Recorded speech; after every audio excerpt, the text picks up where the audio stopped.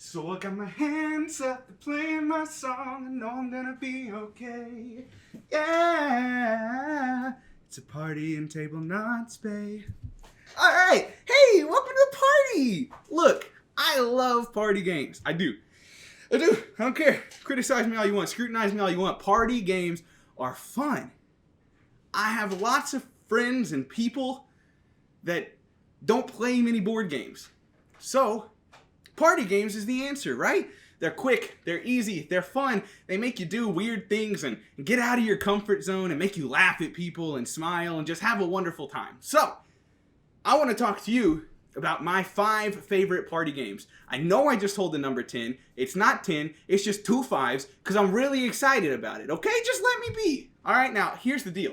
I'm going to tell you my 5, but I want you to also tell me your 5 because I'm always down to learning new party games, right?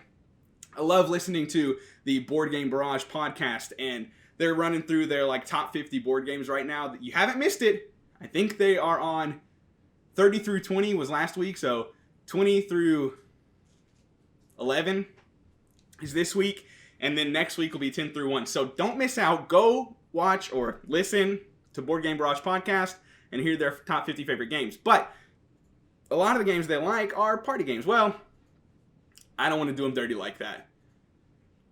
In 50 games, there's going to be some party games. And they talk about party games, amongst other games.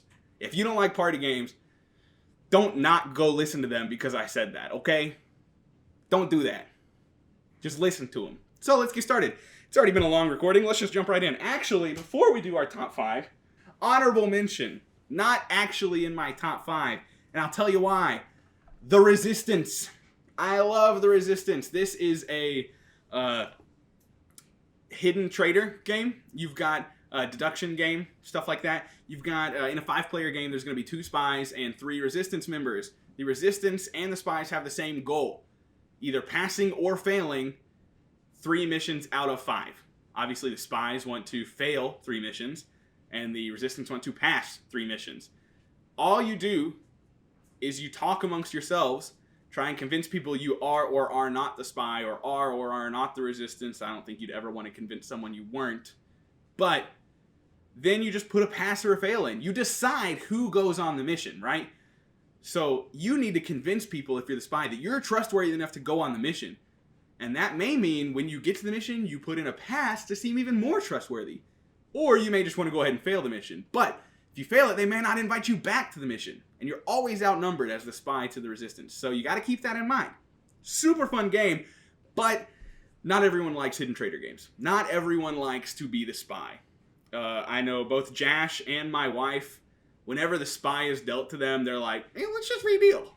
Let's just redeal what that is. My wife won her first ever game as the spy because she refused to lie.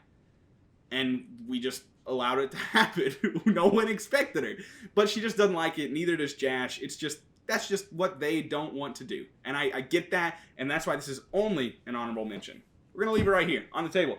Coming in at number 5, Wavelength. Now, Wavelength is a super fun, super easy game. In fact, let me show you.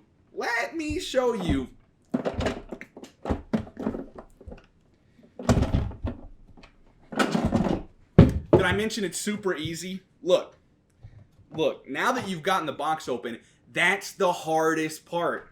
You do this. Well, when you don't got crap in your way, gosh, you lay it like this, bam, Wavelength is set up. You draw a card, you read something aloud. How this game works is under this hidden screen, you've got this area. One person will know what this is about, and they will pick a card. For example, Brilliant and Stupid. And then they will basically say a word to try and get someone to guess where they decide to put this thing. So I may go all the way over here and say, and obviously I guess I should show this too. Brilliant is to the right, Stupid is to the left. So that's where you're trying to get them to guess. So I may go with that and just say Albert Einstein. I don't know. And then they make guesses on where it's going to be. They put this little thing. Someone's going to put this little thing, my teammates, to try and guess. So hopefully they'd go right there. And then people who's not turn it is are going to say, no, they're to the left of that or they're to the right of that. And then you reveal, and voila, they got 3 points. Hooray! That's Wavelength. Super fun, super easy, and lots of different questions you have, ordinary or extraordinary, and it's a lot of fun to see different kinds of people play this differently. I'm trying to remember. There was some, oh man, now I'm going to be so mad that I can't remember this. Did I put this in wrong? Yeah, I did. There was some question that when I was playing, satisfying, that when I was playing it with my brother, oh man, what was it? It was like hot and cold, and oh man, I'm not gonna remember. I don't know. It leads to fun things like that where my brother was the one posing the question, and I was like, oh, Sam obviously thinks this, and so I voted there. And then it was the total opposite because I was thinking at it in an entirely different way than what he was actually thinking about it. Sam, if you're watching and you recall, remind me what that was because it was hilarious and now I can't remember. Okay, my next favorite I've actually only owned and only played once, but it is extremely similar to a game I had played prior and just a bigger, better version of that. This is Anomia. The game that I had played prior to this was called Quick Wits. I think it's basically like the Target Walmart version of this. It's only a very small deck of cards, whereas this has a number of decks of cards. You've got 1, 2, 3, 4, 5, 6 different cards there, different decks of cards there, so a lot more to go with. I believe there is a smaller version of Anomia and even an After Dark version of Anomia, though I've heard it's not so great. This is a game where you yell at each other and cause each other to freeze up, essentially. If you don't like yelling and tension and doing that a lot, this is probably not the game for you. In fact, the most recent time I played it, I figured out that the people that I played it with do not like it, but I love it. Basically, you've got these cards sitting in front of you, and they're going to cause cascading actions. So, if these are the cards on the table, then you draw another card, say I do this, well, nothing happens, I do that, bam. At this point in time, Religious Figure and Gas Station, which you probably cannot see, have matched. So what that means is the person with this card, Gas Station, has to say a religious figure before the person with the religious figure card says a gas station. They're going to scream at each other. They're going to go, Shell! And the person who says Shell before they say some religious figure is going to win that card. And when that happens, it goes to their scoring pile. Now, if there was something under this that could have cascaded another match, for example, let's say this was how their deck looked. Gas Station Shell gets removed. Wow, mind blown, now famous Sculpture and Lizard match. It's wild. And then you can just keep going on, and you have to be paying attention at all times because something may cascade that involves you, and it's very quick. I've heard some people say that you can, memorize whatever card comes up next, and to me, that's just absurd. Maybe someone can. I cannot memorize, 4, 8, 12, 16 cards as they're being laid down and expect to come back to them in the future. That's just not going to happen. That's Anomia. I love Anomia. I recommend you give it a shot. Certainly not for everyone. Next on my list, Just One is on my list. This is a cooperative word game. Basically, you're going to be passing out little dry erase standees to everyone, and they're going to face the center, essentially, and someone is going to pull out a reference card, and on the reference card there's like 1 through 5, and so essentially one person will close their eyes, they'll put their card in front of them, and so they don't see what 1 through 5 are. The other X amount of people, in this game, let's say it's a 4-player game, the other 3 people will see the card. The person who drew the card will say 3, so then you're referencing number 3 on the card. If number 3 on the card is snow, that's the word that the 3 other people are going to try and get the person who hasn't seen it yet to guess. Here's the clue, though, or here's the catch. They write their words down, one word, just one, to get them to guess this. However, if those 3 people flip them up and they have cold and white, what happens is, because the 2 people with white matched and said the same thing, they get flipped upside down, which means that the guesser only has the word cold to go off of to try and get this right. I believe there are 13 cards each time you play. The aim of the game is to get all 13 correct, though I've never successfully completed that yet. Maybe someday in the future. Now, if it was cold, white, precipitation, that would be an incredible clue. You got all 3, and pretty clearly leads to snow. That's just one. I've never found anyone who doesn't like this game. It's not my favorite, obviously. It's number, let's see, honorable mention 543. I should probably set these up. You know what? Honorable mention 5, 4, 3. I don't know if you want me to go this way to this way, but it's not happening. Honorable mention 543. I've never met someone who doesn't like just one. It's a blast. It's so easy. It's cooperative, so there's no winner or losers. And my wife always says she hates cooperative games. Really, I just think she hates Pandemic.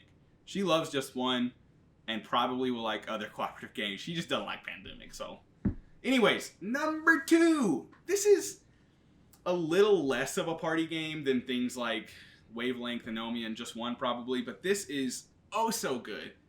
Oh so good. One of my favorite games. This is Decrypto. Now, Decrypto has basically replaced Codenames for me in all areas of board gaming. I love Codenames, don't get me wrong, but Decrypto is so much more thinky and so much just more fun and cool. I don't know, there's more you can do, and it's so fun to be either very smart and deducing down what your opponent's numbers are, or being very clever and throwing off your opponent's trail with the word that your partner may still get.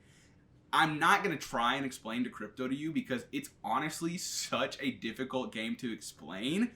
But once you've played one round of it, you've got it. It's so simple, but it's just such a weird thing to wrap your head around when I'm talking to you that I actually struggle to teach this game. And I tell them the most basic things. I'm like, look, we're going to start around. You're going to have questions. Just ask me the questions. We'll get through this. You'll probably not have fun the first 5 minutes, and then you'll get it. And then you'll understand, and we can restart. It's just so much easier to throw them into the fire than actually like trying to teach them. We're here. We've made it. You've been here. It's not like it's been a long video or anything. But number 1 party game of all time in my estimation. And that is Monikers. Monikers is my favorite party game I have ever played. Now I feel the need to center these a little more, and then I'll just toss Monikers in the front. Yeah, just like that. Look, Monikers is amazing. It is the epitome of a party game to me. It and like Anomia and Wavelength are the most party of the 5, 6 mentioned, and it is just an absolute blast. And I can explain this one easy. And also there are expansions. And also I think maybe it's called like Time's Up in another country. I could be wrong. Don't hold me to that. But in America, at least, it's Monikers. And it's a blast. What you do in Monikers is there's a big deck of cards. This is just cards. Genuinely. The box, well, okay, there's a rule book. And then cards. That's all cards. And I'll give you an example. What some of these cards may say are things like Miss Pac-Man. Things like Miss Pac-Man. So what this means is this card is going to be in the deck for the entire game. You draw like 8 cards per player, mix the deck, or less cards if it's a giant game of 8 different people, whatever. And you go in one deck. Then you split amongst teams. And then you'll go around in a circle, and each person will take the deck and draw a card off the top. And when they do so, I've got Miss Pac-Man. My objective is to get my team to guess it. And this isn't one where the other team just sits there and does nothing for the whole minute, though, because they need to be thinking. Because whatever cards I don't get my teammates to guess, say I try to get them to guess Miss Pac-Man, but they don't get it, then they know that, hey, Miss Pac-Man is still in the deck. Once you've gone through the deck and each card has been acquired by a certain team, you tally up the score, you reshuffle the deck, and you go back for round 2. Now, here's the difference. In round 2, you can only use one word to get someone to guess that card. In round 1, you can say and do whatever you want other than saying the card. For example, Miss Pac-Man has a little paragraph under it the hero of a 1982 arcade game who navigates mazes and eats pellets, power pellets, and fruit while avoiding ghosts. One of gaming's first female protagonists. The only visible difference between her and her male counterpart is a pixelated red bow. This card's worth 2 points, by the way. 1 through 4 are the harder ones are worth 4, the easier ones are worth 1. So I could say that in the first round. Second round, I get one word. I may say pie, or yellow, or arcade, or ghosts. A lot of it depends on what other cards are in the deck. For example, if there's a card about a ghost, if Miss Pac-Man and Casper are in the same deck, I don't want to say the word ghost for Miss Pac-Man, because that's obviously going to throw my team off. So I may say arcade. Then, once they've acquired again, you move on to the third round. The thing is, each round you're getting more comfortable and more familiar with the cards available to you. And the third round comes around, it's just charades. No speaking, no noise making. For Miss Pac-Man, maybe you'll go, and someone will say Florida Gators, and you'll say, and then they'll say alligator, and you'll say, and then you'll decide to give up or they finally got it right. That is Monikers. It's incredibly simple, and it's incredibly fun. And yes, there are a limited number of cards. I've never felt the need to get an expansion, though I do own the Shut Up and Sit Down expansion. I have not played it yet, but I love Monikers. Easily, without a doubt, my #1 party game. I'd love to hear what your top 5 are, or at least give me some recommendations that I need to try. I won't call myself a party game connoisseur because I haven't played enough party games, but I really enjoy them. I enjoy the fun they provide and getting people out of their comfort zone and breaking the ice in certain party situations. I'm sure there are maybe better ones out there. It's going to be tough to beat Monikers. I adore that game, but give it a try. Let me know what I need to play next, and let me know what your favorites are. Thank you for watching. We'll see you next time. I hope you've enjoyed the video.